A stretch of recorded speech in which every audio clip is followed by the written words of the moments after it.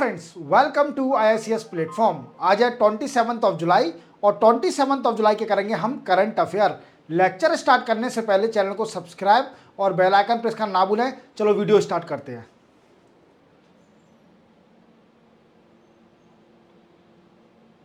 First news है home loan के ऊपर। देखो दोस्तों, जैसा आप जानते हो कि घर लेना बड़ा ही डिफ़िकल्ट है। एक घर बनाना बड़ा ही डिफ़िकल्ट होता है हमारी ज़िंदगी में, और घर बनाने का सपना सबका होता है। और घर को हर कोई आदमी लोन लेके ही बनाता है। मोस्टली 80 to 90% लोन लेके बनाते हैं। कुछ लोग पे पैसा होता है पर वो तो भी लोन लेते हैं, क्योंकि उनको दिखाना पड़ता है, ब्लैक मनी को बचाने के लिए लोन लेना पड़ता है। अब लोन लेना हुआ आसान दोस्तों, क्योंकि अभी मैंने आपको बताया था लेटेस्ट कि सरकार ने अपने यूनियन बजट के अंदर एक स्कीम निकाली थी जो एमएसएमई होती है, माइक्रो स्मॉल मीडियम एंटरप्राइज। वो क्या करती है दोस्तों, उनको लोन इजीली नहीं मिलता है। क्यों नहीं मिलता? क्योंकि जो बैंकें होती हैं उनका असेसमेंट करती हैं, उनका क्रेडिट स्कोर देखती हैं कि उनका एमएसएमई का क्रेडिट स्कोर कितना है। और आप जानते हो जो अधिकतर एमएसएमई होती हैं उनका क्रेडिट स्कोर कुछ होता ही नहीं है, और जिनका होता है वो बहुत लो होता है। और ये बैंकें डिपेंड रहती हैं एक्सटर्नल असेसमेंट कंपनी पर। मींस खुद पर डिपेंड नहीं है, इनका खुद का सेल्फ असेसमेंट नहीं है, ये दूसरे असेसमेंट पर डिपेंड करती हैं। What I means extra assessment पर डिपेंड करती है। तो इस बार यूनियन बजट में क्या हुआ था दोस्तों कि यूनियन बजट में ये कर दिया इम्प्लीमेंट कि बैंक का खुद का असेसमेंट होना चाहिए for checking the credit score. अगर एमएसएमई को लोन प्रोवाइड करे, जिससे लोन मिल सके एमएसएमई को। इसी के साथ सरकार ने एक और डिसीजन लिया है अभी होम लोन के ऊपर। अब होम लोन आप लेने जाते हो दोस्तों, जैसे बैंक में जाते होंगे, तो होम लोन आपको दो ही वे से मिलता होगा बैंक में। या तो आपको सैलरी पर मंथ मिल रही है किसी जॉब में, या फिर आप टैक्स पे करते हो, टैक्स रिटर्न नहीं हो, मीन्स टैक्स भर रहे हो हर साल, या फिर आपको सैलरी मिले हर महीने, या फिर आपका बहुत ही बड़ा बिजनेस है तो आपको मिल जाएगा, या फिर आपका क्रेडिट स्कोर बहुत अच्छा है उनको मिल जाता है। अब जैसे मानिए जो समोसे की दुकान चला रहा है, जो चाय की दुकान चला रहा है, उसको कैसे होम लोन मिलेगा? वो तो रिजेक्ट हो जाएगा। तो सरकार ने क्या किया, सरकार ने बोला कि उनको भी होम लोन मिलना चाहिए। उसके लिए सरकार को देखना पड़ेगा कि अगर मान लीजिए चाय और समोसे की दुकान है तो वो दुकान कैसे काम कर रही है, अच्छा काम कर रही है, अच्छा बिजनेस है उसका चाय समोसे की दुकान का, या फिर उसका इलेक्ट्रिसिटी बिल, या फिर बैंक अकाउंट देखा जाएगा, और उसी बेसिस पर उसको लोन मिल जाएगा, होम लोन मिल जाएगा। तो अब जो गरीब लोग हैं, जो कि जिनको होम लोन नहीं मिल पा रहा है, अब सरकार ने उनके लिए बेनिफिट बना दिया है और उनको होम लोन अब इजीली मिल जाएगा। देखो दोस्तों, मैं आपको अब डिटेल में बताता हूं क्या हुआ था कि यूनियन बजट के अंदर, यूनियन बजट वो पास हुआ था 23 जुलाई को पार्लियामेंट के अंदर। ठीक है दोस्तों, अब इस यूनियन बजट में क्या हुआ था कि एक सेल्फ असेसमेंट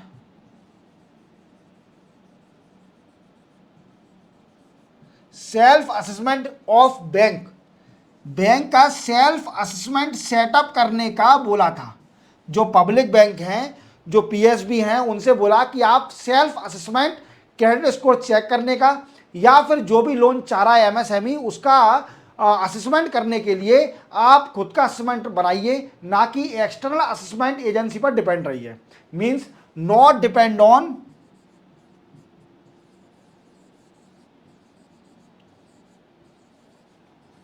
एक्सटर्नल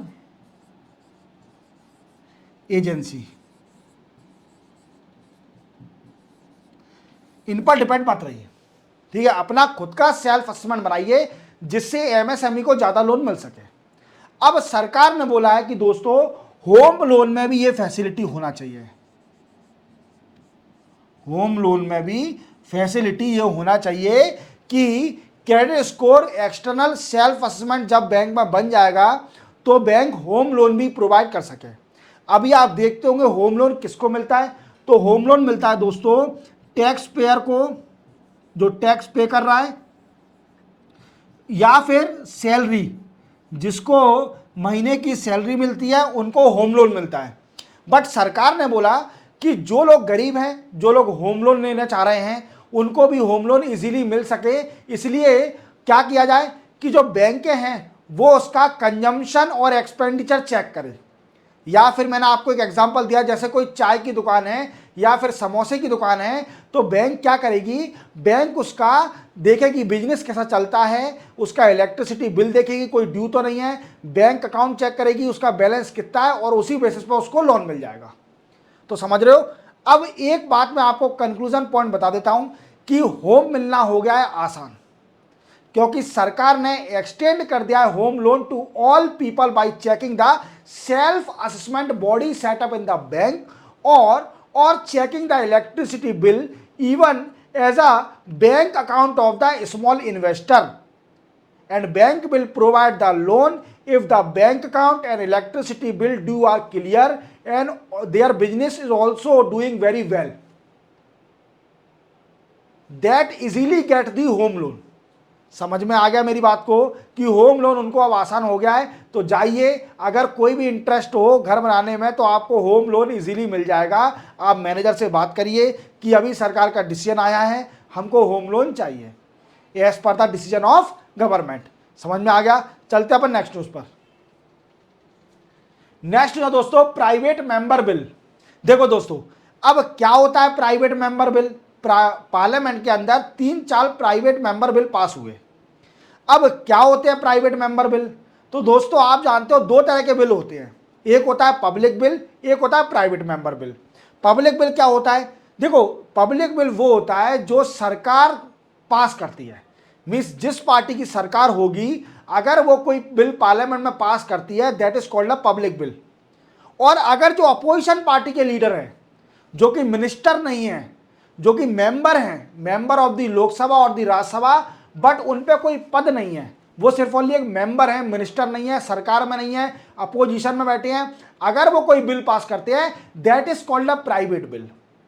तो we can easily say that public bill pass by the government and private bill pass by the member of the parliament that is not holding the post of ministry और in the government.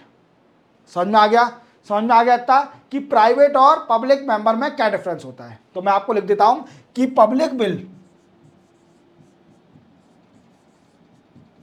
Bill जो कि government पास करती है, जिसकी सरकार होती है, अगर वो पास करती है that is called a public bill. और प्राइवेट बिल क्या होते हैं, प्राइवेट बिल वो होते हैं जो कि मेंबर ऑफ पार्लियामेंट पास करते हैं, जो कि सरकार में मींस अपोजिशन पार्टी में या फिर मिनिस्टर नहीं है, ठीक है, एमपी तो हैं। समझ में आया। पर एक और बात ध्यान रखना, जो पब्लिक बिल होता है ना, उसकी पास होने की, कानून बनने की पॉसिबिलिटी ज़्यादा होती है। क्यों होती है, क्योंकि जो मेंबर होते हैं वो हमेशा सरकार में रहते हैं, ठीक है, तो सरकार मेजोरिटी में रहती है और इजीली पास कर देती है, ठीक है। और जो प्राइवेट बिल होते हैं उनकी पॉसिबिलिटी पास होने की बड़ी कम होती है। क्यों होती है कम, क्योंकि वो मेजोरिटी में नहीं है, अगर वोटिंग होती है तो वो प्राइवेट बिल पास नहीं हो सकता। अब ऐसे ही एक प्राइवेट बिल, 3-4 प्राइवेट बिल पास हुए पार्लियामेंट के अंदर।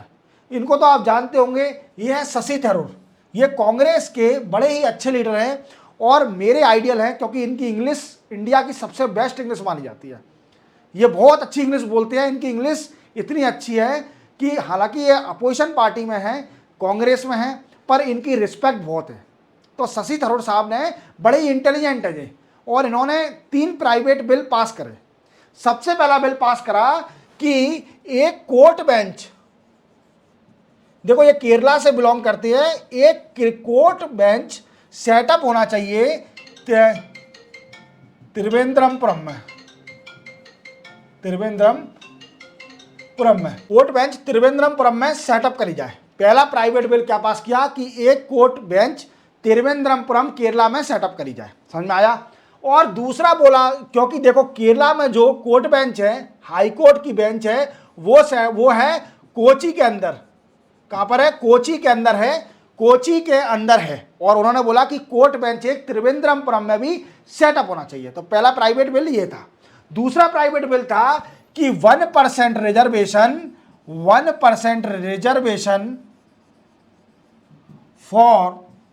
For transgender. जितने भी ट्रांसजेंडर होंगे उनको 1% रिजर्वेशन दिया जाएगा। कितना दिया जाएगा? 1% रिजर्वेशन दिया जाएगा ट्रांसजेंडर का across in all government institution such as education institution.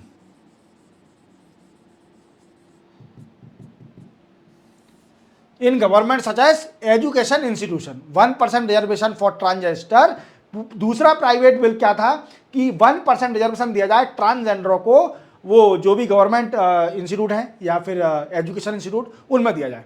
और तीसरा प्राइवेट बिल पास करा कि रिजर्व करी जाए, reserve 10 Lok Sabha seat for youth below 35 year age. देखो आप जानते हो कि अधिकतर जो एमपी होते हैं, मेंबर ऑफ पार्लियामेंट, आपको कई सारे मेंबर ऑफ पार्लियामेंट बुढ़े मिलेंगे, मींस एजेड मिलेंगे। एजेड जो होते हैं वो मेंबर ऑफ पार्लियामेंट बनते हैं। पर आपने बड़ा ही रेयर केस देखा होगा कि कोई यूथ, कोई नया नौजवान लड़का एक एमपी बन जाए। देखो कंडीशन है 25 ईयर एज की, लोकसभा का मेंबर बनने के लिए 25 ईयर एज आपकी होना चाहिए या उससे अबव होना चाहिए। पर 30 एज तक आदमी जितना भी पर्सन होते हैं वो यंग माने जाते हैं। क्या माने जाते हैं? यंग माने जाते हैं। और बोला जाता है कि हम तो अभी जवान हैं, 30 साल तक का बच्चा वो यंग माना जाता है, बिल्कुल यंग। तो इनका तीसरा जो बिल था प्राइवेट मेंबर बिल, उन्होंने बोला कि 10 सीट है लोकसभा के अंदर वो रिजर्व करी जाए for the youth below 35 year age. समझ में आया तीसरा बिल? ये तीनों बिल पास करे गए। अब ये पास होते हैं कि नहीं होते, that depend on the government, Modi government. ठीक है, अगर उनको अच्छे लगते तो पास हो जाएंगे प्राइवेट मेंबर बिल, पर रेयरली पास होते हैं। ये सिर्फ ओनली टाइम पास के लिए पास करे जाते हैं। ठीक है, मतलब सरकार को अवेयरनेस करने के लिए आप कुछ आगे बिल में कर दे। ठीक है, अब एक और बिल पास हुआ, शशि थरूर साहब ने तो 3 बिल पास करे। अब एक JDU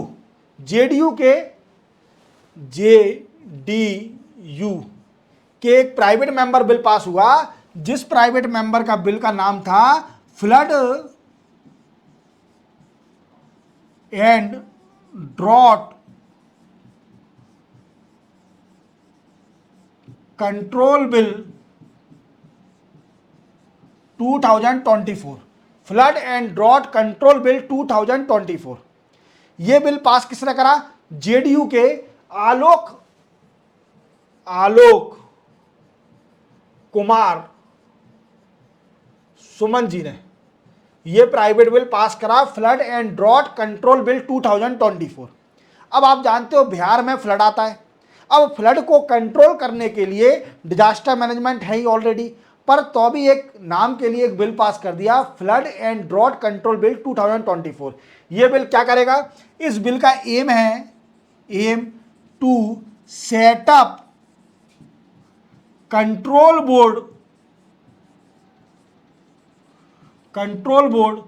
to control flood and drought in Bihar. Aim to set up control board to control flood and drought in Bihar. ठीक है, याद रखोगे ये 3 प्राइवेट बिल, याद रखना, मेंशन करने में काम में आ सकते हैं। चलते अपन नेक्स्ट उस पर। नेक्स्ट जो दोस्तों इंडिया और यूएसए। देखो इंडिया और यूएसए ने एक एग्रीमेंट साइन किया है। आप जानते हो भारत में कई बार चोरी होती है, कई सारी चोरियां होती है। तो आप चोरियां कौन सी? जो कि एक धरोहर होती है, जैसे एंटिक्विटी या मूर्ति, कोई मंदिर से बहुत पुरानी मूर्ति चोरी करके ले गए, या फिर कोई धरोहर, अपनी भारत की धरोहर चोरी करके ले गए, तो वो क्या है कि विदेशों में बड़ी महंगी बिकती है। तो उसको बेचकर कई सारे देशों में बिकी जाती है, ले जाता है, दूसरे देशों में मिलती है जो हमारे देश का सामान है और आपके पास कैसे आ गया। तो इसी बेसिस पर इंडिया और यूएसए ने एक एग्रीमेंट साइन किया है जिसका नाम है बायलैटरल कल्चर प्रॉपर्टी एग्रीमेंट। क्या है दोस्तों? Bilateral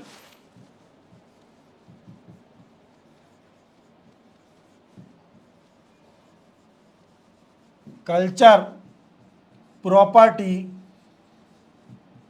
agreement. इस एग्रीमेंट का मतलब क्या है दोस्तों? इस एग्रीमेंट का एम है कि अगर यूएसए के अंदर कोई भी स्टोलन मतलब चोरी करी हुई चीज, स्टोलन ऑफ इंडिया की कोई भी प्रॉपर्टी, जिसको मूवेबल प्रॉपर्टी और एंटिक्विटी अगर यूएसए में पाई जाती है तो रिटर्न कर दी जाएगी, इंडिया को रिटर्न कर दी जाएगी। We can say it facilitate return the India stolen antiquity. समझ में आ गया? यह एग्रीमेंट इंडिया और यूएसए के बीच में साइन हुआ। समझ में आया मेरी बात को? और एक और बात याद रखना, देखो एक और बात कौन सी है कि ये यूएसए ने 29 कंट्रियों के साथ ये डील साइन करके रखी है। 29 कंट्रियों के साथ ये एग्रीमेंट साइन करके रखा है, जिसमें इंडिया भी 29th बन गई, जिसमें कई सारी कंट्रियां हैं। जैसे कुछ कंट्रियां बताता हूं, China, Egypt, south Korea, Japan, India से तो अभी साइन करा है, ETC। क्लियर? ये कंट्रियों के नाम याद रखना जिसमें यूएसए ने डील साइन करके रखी है, और उसका नाम है बायलैटरल कल्चर प्रॉपर्टी एग्रीमेंट। याद रखोगे? चलते अपन नेक्स्ट न्यूज पर। नेक्स्ट न्यूज है दोस्तों, आसियान की मीटिंग चल रही है, फॉरेन मिनिस्टरों की आसियान की मीटिंग चल रही है लियोस में। मैंने आपको कल बताया था कि हमारे S Jaishankar external affair minister loss गए हुए हैं, वहां पर आसियान की फॉरेन मिनिस्ट्री की मीटिंग चल रही है। उस मीटिंग में कल ये मुलाकात हुई थी इनकी, परसों, चाइनीज के फॉरेन मिनिस्टर से। चाइनीज के फॉरेन मिनिस्टर थे जिनका नाम था, मैंने बताया भी था, इनका नाम बड़ा अजीब तरीके का होता है, वैंग ई। चाइनीज फॉरेन मिनिस्टर के साथ, वैंग ई के साथ मुलाकात भी हुई थी हमारी एस जयशंकर लियोस में। इसकी आसियान की फॉरेन मिनिस्ट्री की मीटिंग चल रही है। समझ में आ रहा है मेरी बात को? अब इसी के साथ इसमें डिस्कस क्या किया परसों कि जो LAC line of actual control है, वहां पर जो भी घुसपैठिया, जो भी यहाँ we can say that's a violation हो रहा है सॉरी वॉयलेशन हो रहा है, वी कैन से अगर इन्फिल्ट्रेशन हो रहा है चाइनीज की तरफ से, इंडियन की तरफ से, या फिर प्रॉपर्टी को हड़पा जा रहा है, तो इस चीज़ को रोकने के लिए पीसफुल रहे बॉर्डर एरिया पर, इंडिया और चाइना के बॉर्डर एरिया पर, ठीक है, वो उसके लिए डिस्कस किया गया था। ठीक है, उसके लिए अपनी वो भी बनेगी एक meeting, cooperation for coordination, border area में कोऑर्डिनेशन और कोऑपरेशन रहे, इसके लिए एक वर्किंग कमेटी भी बनाई जा रही है। ठीक है, वर्किंग मेंबर बने जाएंगे जो कि मीटिंग करेंगे। ठीक है दोस्तों, ये तो क्लियर हो गया। अब इनकी मुलाकात कई सारे लोगों के साथ हुई, कई सारे लीडर, जैसे रशिया, दूसरे south Korea, Japan, Leos, Myanmar, और कई सारे लीडरों के साथ इन्होंने सिंपल बायलैटरल कोऑपरेशन के लिए, बायलैटरल कोऑपरेशन के लिए डील, मतलब कोऑपरेशन के लिए बातचीत करी। क्या करी दोस्तों? कोऑपरेशन के लिए बातचीत करी। अब इस कोऑपरेशन में क्या होगा दोस्तों? तो आप याद रखना, इसमें जैसे एनर्जी के ऊपर, एग्रीकल्चर टेक्नोलॉजी के ऊपर, इन पर डिस्कस किया गया। ये ज़्यादा बड़ी न्यूज़ नहीं है, पर ठीक है, मैंने आपको बता दी। ठीक है, याद रखना। चलते अपन नेक्स्ट न्यूज़ पर। मैं आपको हर लेक्चर बता रहा हूँ बिम्स्टेक क्या होता है। देखो, बिम्स्टेक आप जानते हो ये रीजनल ऑर्गेनाइजेशन है, और इसके मेंबर कौन कौन है? बांग्लादेश, श्रीलंका, इंडिया, नेपाल, भूटान, थाईलैंड और म्यांमार, ये इसके मेंबर है। ये इसके मेंबर है। अभी इसकी मीटिंग चल रही है बिम्स्टेक की। कहाँ पर दोस्तों? म्यांमार में इसकी अभी मीटिंग चल रही है। और मैं कल आपको बिम्स्टेक का ऊपर पूरा इंडिविजुअल लेक्चर बनाने वाला हूं, जिसमें बिम्स्टेक के बारे में आपको पूरी नॉलेज दूंगा कि बिम्स्टेक क्या है, कब सेटअप करी, कौन मेंबर है, कब ऐड हुआ ये वाला मेंबर, आपको पूरा डिटेल में बनाऊंगा कि इसके क्या एम है, क्या चाहती है बिम्स्टेक, याद रखोगे।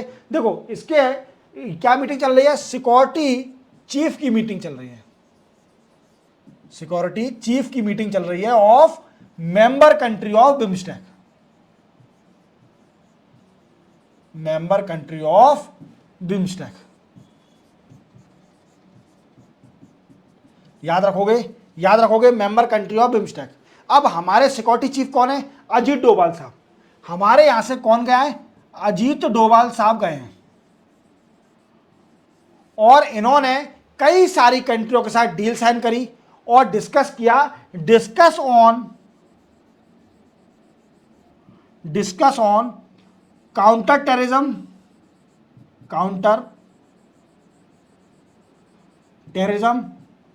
कॉम्बैट रोकना, drugs trafficking, organise crime,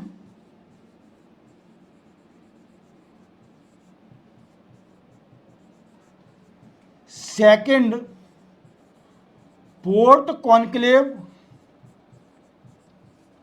and water security in Himalayan region पर वाटर सिक्योरिटी के ऊपर भी डील साइन करी। तो इतने पॉइंटों पर डिस्कस किया अजीत डोभाल साहब ने, जितने भी मेंबर हैं बिम्स्टेक के वो सब सिक्योरिटी चीफ गए हुए हैं, और ये मीटिंग चल रही है म्यांमार की कैपिटल में, जिसमें Bangladesh, Nepal, Bhutan, Sri Lanka, India, Thailand, Myanmar, ये सारी कंट्रियां इसकी मेंबर हैं। समझ में आ गया। चलते अपन नेक्स्ट उस पर। नेक्स्ट हो जाए कोर ग्रुप ऑफिशियल। देखो सरकार ने, आपको मैंने प्रीवियस लेक्चर में कई बार बताया कि सरकार ने अपने बजट में डिसीजन लिया है फॉर एम्प्लॉयमेंट। देखो अपोजिशन पार्टी हमेशा चिल्लाती रहती है कि हमारे देश में बड़ा ही बेरोजगार है, और इस जो वीकेंड से अनएम्प्लॉयमेंट को रिड्यूस करने के लिए सरकार ने क्या किया है, कोर ग्रुप ऑफिशियल सेटअप करेगी। देखो कोर ग्रुप ऑफिशियल सेटअप करेगी from different government department and ministry. देखो दोस्तों अभी आप समझ रहे होंगे कि कोर ग्रुप ऑफिशियल सेटअप करेगी फ्रॉम डिफरेंट गवर्नमेंट डिपार्टमेंट से, गवर्नमेंट के कई सारे डिपार्टमेंट से, और मिनिस्ट्री से ऑफिशियल निकालेगी जो क्या करेंगे, जिनका एम होगा to enhance employment in country, India में एम्प्लॉयमेंट बढ़ाने के लिए। जैसे हमारे यूनियन बजट में जो 23 जुलाई को पास हुआ था, उसमें क्या डिसीजन लिया गया था, उसमें डिसीजन लिया कि 1 करोड़ एम्प्लॉयमेंट दिया जाएगा 5 साल के अंदर यूथ को, और ये टॉप 500 कंपनी सिलेक्ट करी जाएंगी जो कि 1 करोड़ यूथ को इंटेंसिव देंगी। क्या देंगी, 1 करोड़ यूथ को इंटेंसिव देंगी। समझ में आया मेरी बात को। तो इसके लिए कोर ग्रुप ऑफिसर बनाया जा रहा है फ्रॉम डिफरेंट गवर्नमेंट डिपार्टमेंट और मिनिस्टर के द्वारा, जो कि कोर ग्रुप ऑफिसर सेटअप करे जाएंगे। समझ में आया मेरी बात को, समझ में आ गया। चलते अपन नेक्स्ट उस पर। नेक्स्ट हो जाए नीति आयोग की 9th गवर्नेंस काउंसिल। देखो आप जानते हो कि नीति आयोग की मीटिंग होनी है, और मीटिंग होगी आज 27 जुलाई को नीति आयोग की मीटिंग होनी है, ठीक है। अब इस मीटिंग में अपोजिशन पार्टी जितनी भी हैं उन्हें बॉयकॉट कर दिया, और ममता बनर्जी मैम आई हैं इस गवर्निंग काउंसिल में, और उनसे पूछा गया कि आप क्यों आई हैं, क्योंकि अपोजिशन पार्टी ने तो बॉयकॉट किया है। तो उनका रिप्लाई था कि दोस्तों कि हम लोगों की कोई ऐसी पर्सनल ऑफिशियल मीटिंग नहीं हुई है कि इसको बॉयकॉट करना है, ये इंडिविजुअल डिसीजन था, और मैं आऊँगी, डिस्कस करूँगी, क्योंकि मुझे नीति आयोग पसंद नहीं है, मैं वही प्लानिंग कमीशन चाहता हूँ जिसने इसको रिप्लेस किया। देखो क्या हुआ दोस्तों कि NITI Aayog, national institute for transforming India, ये सेटअप कब हुआ दोस्तों, 1 जनवरी 2015 में। कब हुआ दोस्तों, 1 जनवरी 2015 में। और इसने रिप्लेस किसको किया, प्लानिंग कमीशन को रिप्लेस किया। किसको रिप्लेस किया, प्लानिंग कमीशन को रिप्लेस किया। और नीति आयोग जानते हो थिंक टैंक है, इसमें एक गवर्निंग काउंसिल है और गवर्निंग काउंसिल के मेंबर कौन होते हैं? सारी स्टेटों के सीएम और जो यूनियन टेरिटरी हैं उसके लेफ्टिनेंट गवर्नर, या यूनियन टेरिटरी में अगर लेजिस्लेटिव असेंबली है तो उसके सीएम। समझ में आया मेरी बात को? और इसको हेड कौन करता है? हेड करते हैं हमारे नरेंद्र मोदी साहब। कौन करता है? नरेंद्र मोदी साहब इसको हेड करते हैं। और अभी नीति आयोग के चेयरमैन कौन है? नरेंद्र मोदी साहब। और इसी के साथ अभी 9th गवर्निंग काउंसिल होनी है, 9th गवर्निंग काउंसिल होनी है। और इस काउंसिल में मीटिंग होगी, 9th गवर्निंग काउंसिल, याद रखोगे। और इसमें डिस्कस क्या किया जाएगा? इसमें डिस्कस किया जाएगा टू मेक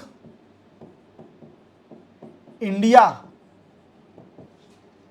एज डेवलप्ड